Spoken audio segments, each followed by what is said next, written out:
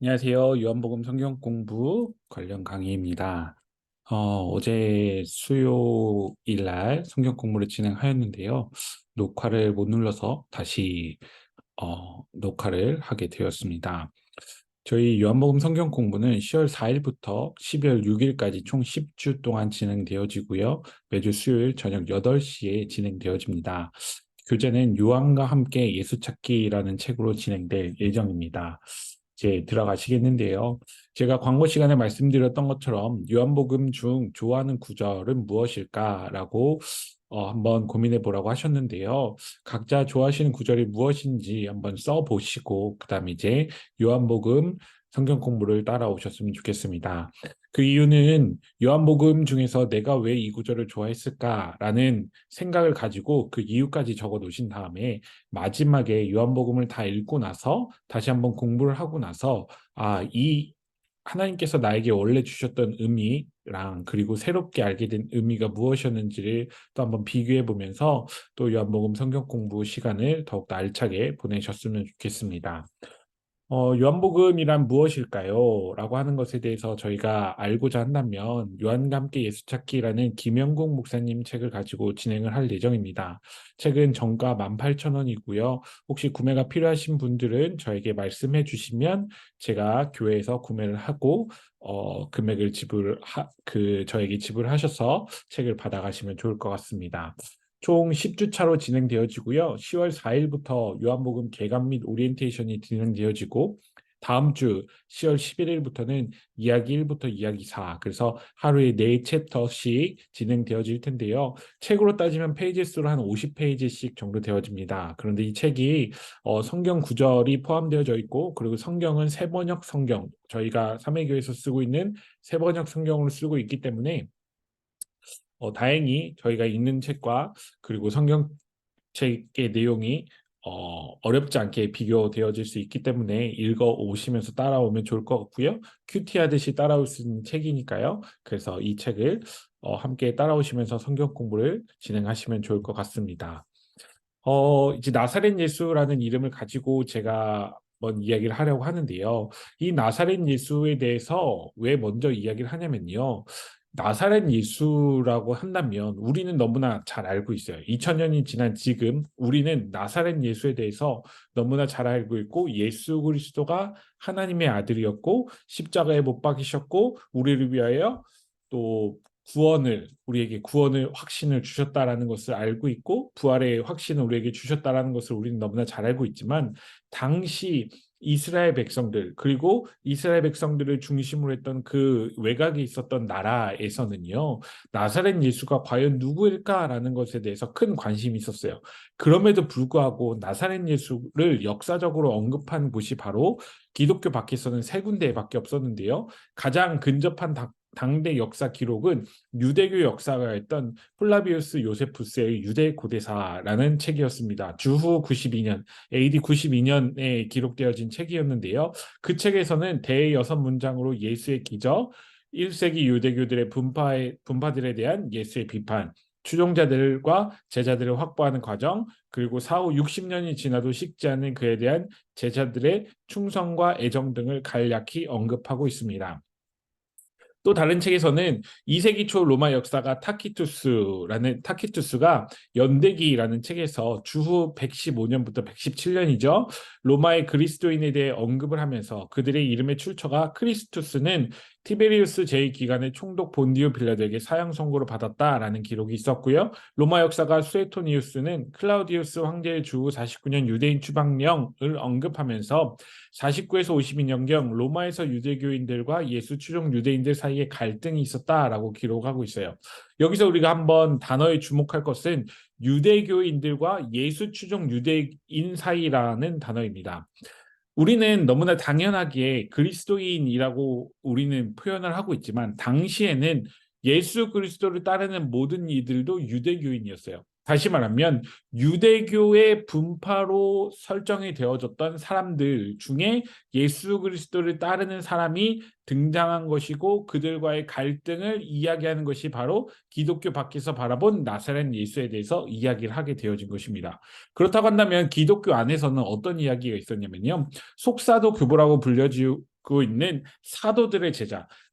여기서 말하고 있는 사도들은 누구냐면요. 예수님과 함께 활동했던 제자들을 사도라고 표현을 하고 있는데요. 이 12사도들이라고 표현되어진 이들의 제자들의 제자들이 이제 속사도 교부들이라고 표현을 하고 있습니다. 다시 말하면 1, 2세기 가장 핵심적인 신학자들로서 기억되어질 수 있는데요. 이들의 기록에서 나사렛 예수를 어떻게 표현하면요. 순교자 저스틴은 트리포와의 대화에서 역사적 예수가 멍에와 쟁기를 만들었다라고 표현하고 있고, 이집트 교부 파피아스는 나사렛 예수가 지상천년 왕국을 약속했다는 전언이 있다라고 표현을 하고 있어요. 그런데 제가 이 나사렛 예수를 이렇게 표현한 이유는요. 기독교 밖과 기독교 진영 안에서 이렇게 표현한 이유는요. 나사렛 예수를 기록으로서 남겼던 내용들은 이것이 전부였다는 거죠. 신약 성경을 제외하고는 예수님 시대를 기점으로 100년 전후에 나온 문서 기록들이 더 이상 나오지 않고 있다는 거예요. 다시 말해서 역사적 예수에 대한 역사적 원천 자료는 신약 성경보다 더 소중한 자료가 없음을 우리는 역사적 기록에서 찾아볼 수 있다는 것이죠. 이는 우리가 예수 그리스도에 대해서 세상 사람들도 많이 알고 있고 세상 사람들에게 많이 전파해야 된다라고 하는 것들이 그들 사이에, 그들 삶의 문화 속에 있었지만, 사도들의 목적이었고 땅끝까지로 내 증인이 되리라고 했던 그 예수 그리스도의 명령을 수행하기 위해서 나갔지만, 그럼에도 불구하고 기록으로서 남겨져 있는 자료 중에서 가장 핵심적이고 가장 잘 알려진 책은 무엇이었다? 바로 신약 성경이었다라고 우리는 기억을 하시면 좋을 것 같습니다. 그렇다고 한다면 이 신약 성경이 어떻게 되어져 있는지에 대해서 우리가 한번 살펴볼 필요가 있는데요. 신약 성경은 어떤 책을 보더라도 기독교회의 자기 복무적 이익을 도모하는 데 관심을 보이지 않고 심지어 특정 종교를 세우고자 시도하지 않았다라고 학자들은 이야기를 합니다. 다시 말하면 특정 종교를 세우고자 시도하지 않았다라는 것은 유대교적인 전통을 가지고 예수 그리스도가 표현하고자 했던 바를, 하나님의 아들이었고 하나님을 사랑하고 이웃을 사랑하자라고 했던 것들이 근본이었다는 것을 신약 성경 속에서 표현되어져 있습니다. 그리고 또 한 가지는 특정한 방향의 삶을 살아내라라는 긴박한 요소가 신약 성경의 핵심 관심사로 등장하고 있습니다. 하나님 말씀을 믿고 존중하는 사람들에게 급진적이고 종말론적인 자기 부인과 사랑을 요구했던 것이 바로 신약 성경이고요. 예수 그리스도를 정시 똑바로 바라보고 그를 따라 정행, 목적을 가지고 따라감으로써 급진적으로 예수 그리스도를 체현하는 삶으로 독자들을 초대하는 책이 바로 신약 성경이었어요. 그리고 예수님의 행적과 가르침을 왜곡할 어떤 사사로운 이유도 갖지 않았던 저자들의 증언을 담은 것이 바로 신약 성경인데요. 우리가 알고 있는 이 신약 성경이 그렇다고 한다면 그 예수 그리스도의 시대에 바로 기록되어졌고 그리고 나서 정경으로서 인정되었을까요? 그렇지 않아요. 예수 그리스도 시대에, 예수님이 살고 계시던 시대 이후에, 한참 이후에 한 20년 뒤에 바울 서신을 통해서, 이따 제가 말씀드리겠지만 바울 서신을 통해서 예수 그리스도에 대해서 기록을 했던 서신들이 등장을 하고요. 그리고 나서 복음서가 등장을 하고요. 공동서신이 있었고요. 계시록이 있었고요. 그러면서 신약 성경을 정경화하는 과정이 있었어요. 그렇다고 한다면 여기서 바라볼 것, 신약 성경이 그렇다고 한다면 사본으로서만 존재한다는 것을 여러분들 알고 계신가요? 우리가 알고 있는 모든 성경은요, 원본이 아니라 사본이에요. 다시 말하면 어떤 특정한 학자들, 어떤 그 유명한 사람들, 유명한 계층들이 썼던 그 사본들을 비교함으로 인해서 성경적으로 이 책이 맞구나라고 하는 것이 바로 신약 성경과 그리고 우리가 알고 있는 구약 성경이라는 것을 기억하셨으면 좋겠습니다. 제가 이런 일을 말씀드리는 이유는요, 우리가 알고 있는 성경에는 1.1획도 변함이 없다라는 말이 분명히 등장하고 있는데요. 이 1.1획도 변함이 없다라는 말에 있어서 많은 또 다른 이단들이나 또 다른 사람들이 이렇게 표현을 해요. 여러 가지 번역서가 존재하지 않아요?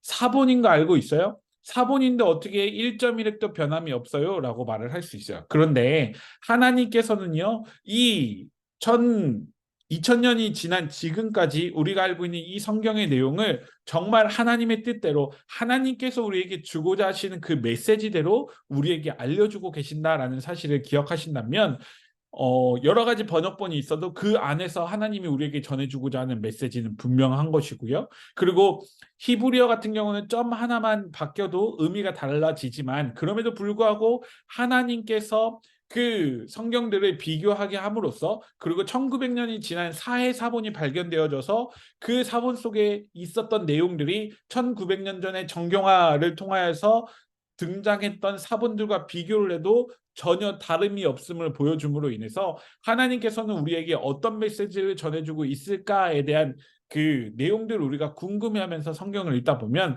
하나님께서 정말 복음적으로 하나님께서 우리에게 전하고자 했던 그 하나님 사랑, 이웃 사랑이라는 그 메시지가 우리에게 분명히 전달되어진다는 것을 우리는 알 수 있습니다.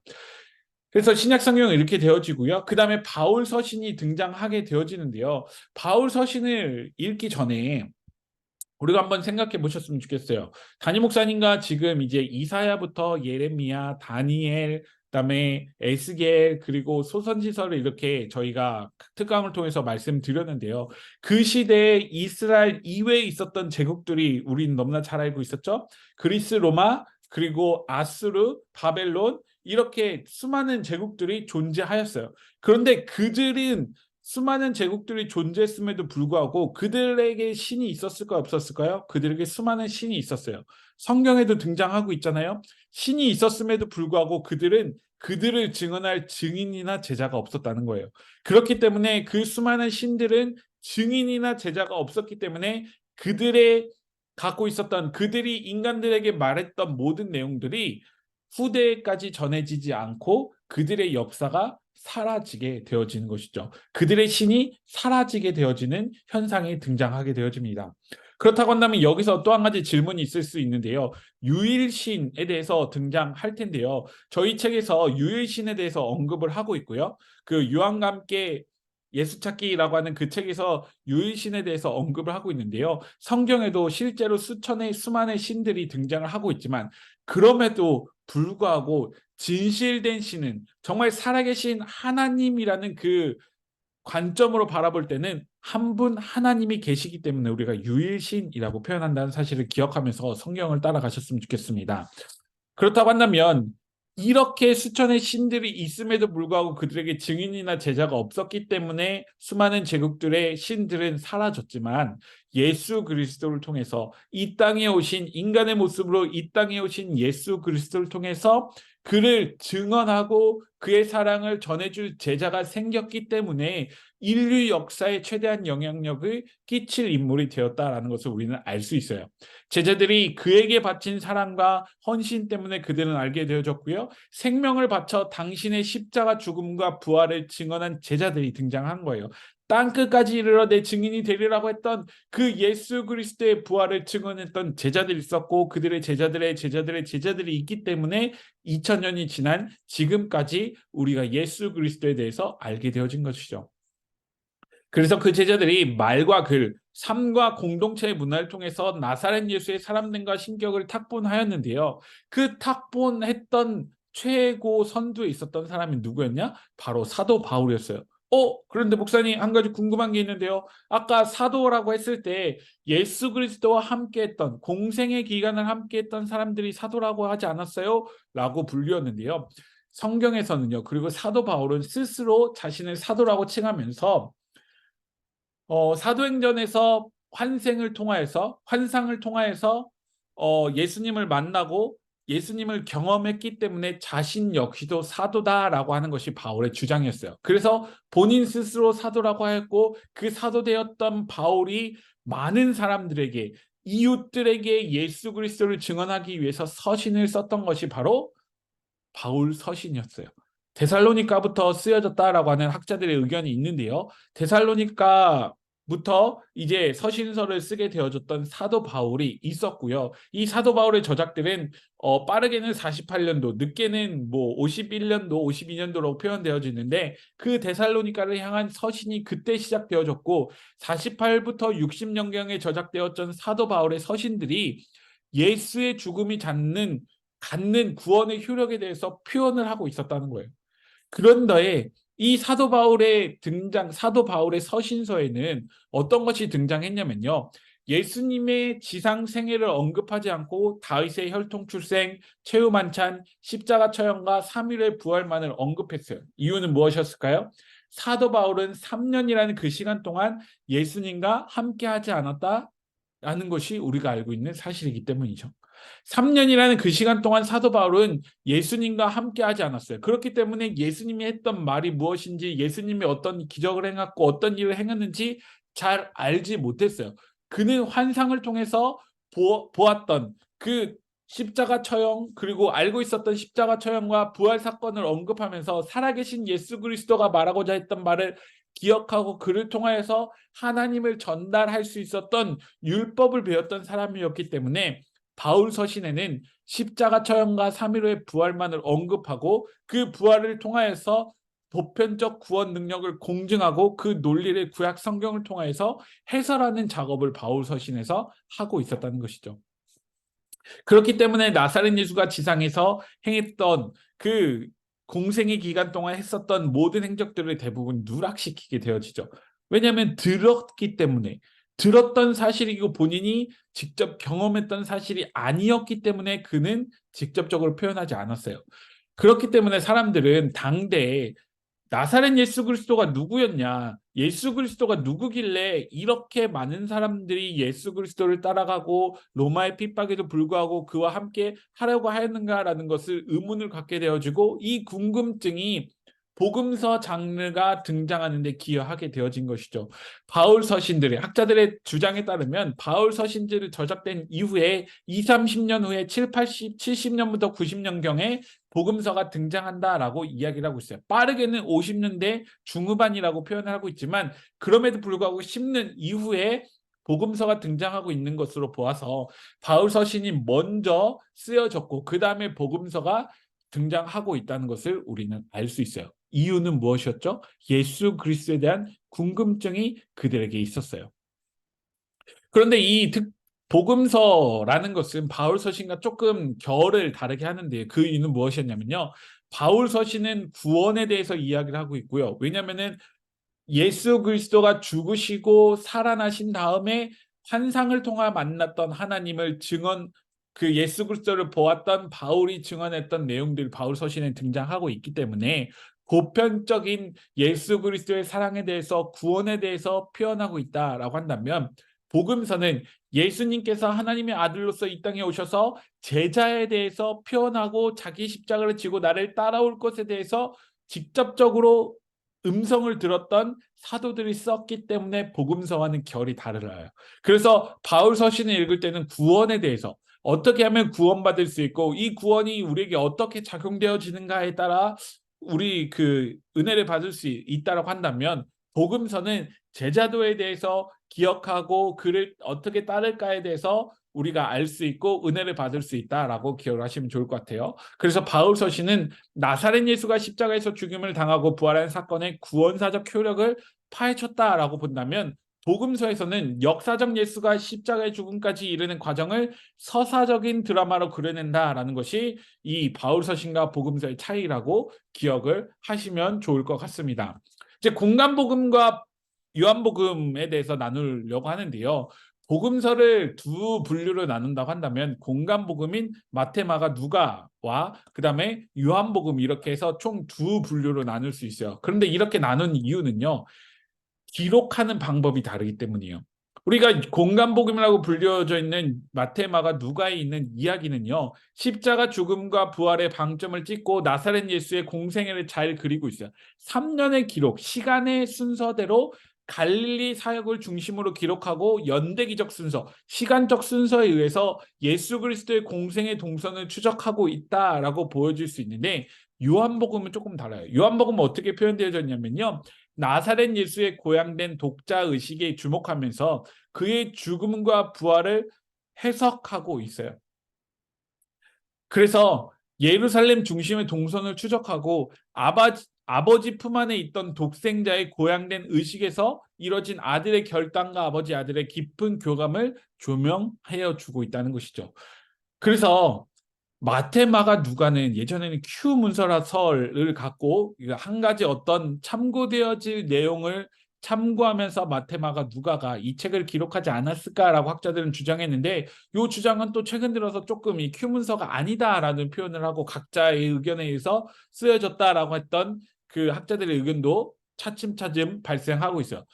다시 한번 말하면 공간복음은 어쨌든 내용적으로 비슷해요. 그리고 시간적으로 연대기적 순서대로 기록되어져 있다라고 한다면, 요한복음은 사도 요한이 본인이 중요하게 생각했던 내용들을 편집함으로 인해서 그 의견들을 어떻게 하면 더 독자들에게 예수 그리스도의 죽음과 부활을 알려줄 수 있을까? 나사렛 예수가 누구일까? 어떻게 이 예수 그리스도가 이 땅에 오셨고 그 예수 그리스도가 우리에게 어떤 것을 말씀하고자 하시는가에 대해서 초점을 가지고 이야기를 하고 있다는 것을 우리는 알 수가 있어요. 그래서 요한복음을 보면요, 요한복음은 독자들을 여러 방향으로 이끄는 다면적이고 다중적인 음성책이다라고 보실 수 있고요. 요한복음의 언어는 구약 성경과 그리스 로마의 세계관 모두의 영향을 받고 있는 청중과 독자에게는 단 하나도 피상적으로 지나갈 수 없는 깊은 울림을 갖고 있다라고 보실 수 있어요. 이 말은 뭐냐면요, 요한복음에 등장하고 있는 내용들은요, 예수님은요 구약 참조적이고 구약 성취적인 언동을 보여주고 있음에도 불구하고 동시에 그리스 로마적 영생관과 구원관을 가진 사람들에게 변증적 논리와 주장을 반복적으로 내세우고 있다는 것을 알 수 있다는 거예요. 왜냐하면요, 이 요한복음의 목적은요, 그리스 로마의 세계관이 무엇이죠? 헬라 철학을 갖고 있었던 그 세계관, 이스라엘 백성들 말고 고대 근동 지역이라고 불리우는 이스라엘 이외에 있던 모든 사람들에게, 그 그리스 로마에서 예수 그리스도를 믿고 이제 따르기 시작했던 그 사람들에게, 그들은 처음부터 삶의 자리에서 헬라 철학을 갖고 있었던 사람들에게 진실된 신은, 진짜 신은 하나님 한 분뿐이야 라는 것을 설명하기 위함이다 라는 것을 요한복음을 통해서 사도 요한은 증명하고자 했던 것이죠.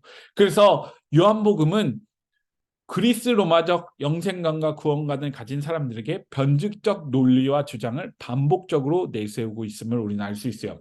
공간복음서의 주요 초점이 인간 나사렛 예수가 어떤 이유로 신앙 고백의 대상인 주와 그리스도가 되었는가에 대해 밝히고 있다면, 신앙 고백의 대상인 주와 그리스도에 대해서 밝히고 있다면, 공간복음이, 요한복음은 왜 하나님의 아들이 사람이 되어서 이 땅에 오셨는가에 대해서 밝혀주는 것이 목적에 있는 것입니다.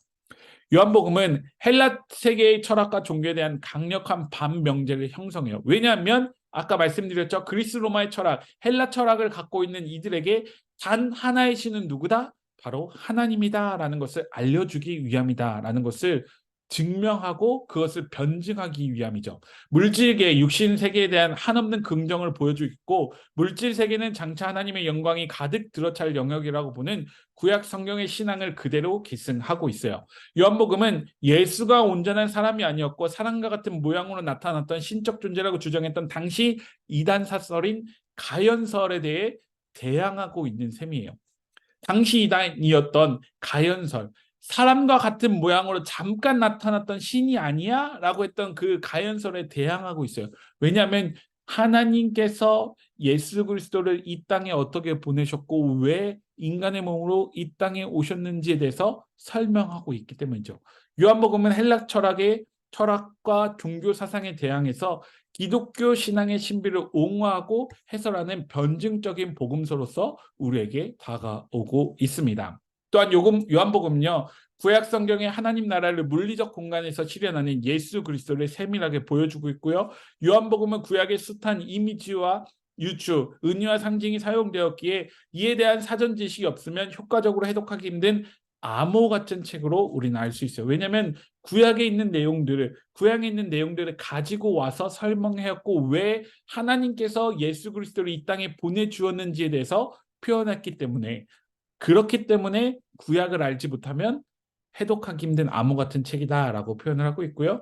요한복음 1장에서는 창세기 출애굽기를 해석하는 동시에 이를 계승한다라고 표현되어 있는데요. 다음 주에 제가 말씀드릴 텐데요. 요한복음 1장 1절부터 5절에는 태초부터 시작되는 창세기가 창조되어지고 있고 언급되어지고 성취되어져 있음을 보여주고요. 1장 14절부터 18절에는 출애굽기의 성막과 모세가 어떻게 예수 그리스도에 의해 실체화되는지에 대해서 말하고 있어요.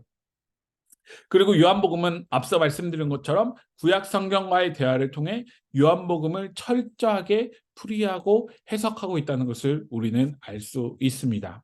이제 마지막 장인데요. 우리 시대의 사람들과 관념과 세계관을 활용해서 하나님을 말할 수 있는 신앙 옹호적이고 변증적인 실력을 갖추기 위해서는 요한복음을 명확하게 알아야 되고요. 그 요한복음이 마태, 마가, 그리고 누가와 그 다음에 요한복음이 어떻게 다른지에 대해서 우리는 알면 너무나 좋을 것 같아요. 그래서 저희 클래스의 목표는 마태복음과 누가복음에서 예수 소개 방식이 인간적이었고, 즉 예수는 성령으로 잉태되어 태어남으로 메시아였다라는 것을 보여주고, 마가복음의 예수는 세례 요한으로부터 세례를 받을 때 강림한 성령으로 받고 메시아가 되었다고 본다라는 그 내용을 표현한다면, 요한복음은 전혀 다른 각도로 왜 태초부터 계셨고 창세전부터 하나님과 함께 계시던 하나님의 아들이었고 사람 되기로 한 그리스도의 순종 사건이 창조 이전에 창조 사건보다 먼저 있었다고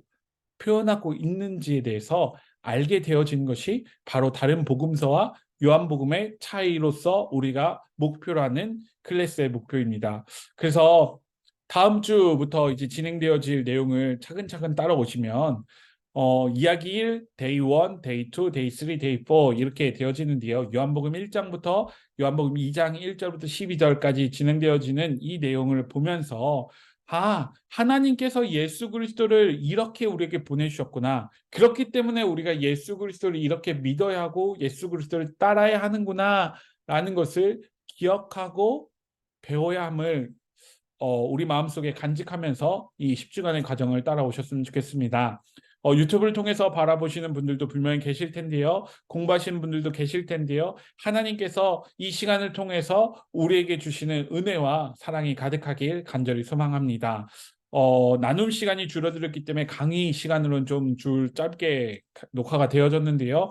이 내용을 차근차근 따라오시면서 신약 성경은 이런 것이었고 바울 서신은 이런 것이었고 요한복음이 이런 것이었구나 라는 것을 기억하시면서 요한복음 1장부터 2장을 한번 바라보시고 다음 주 강의를 따라오시면 좋을 것 같습니다. 감사합니다. 이것으로 강의를 모두 마치도록 하겠습니다.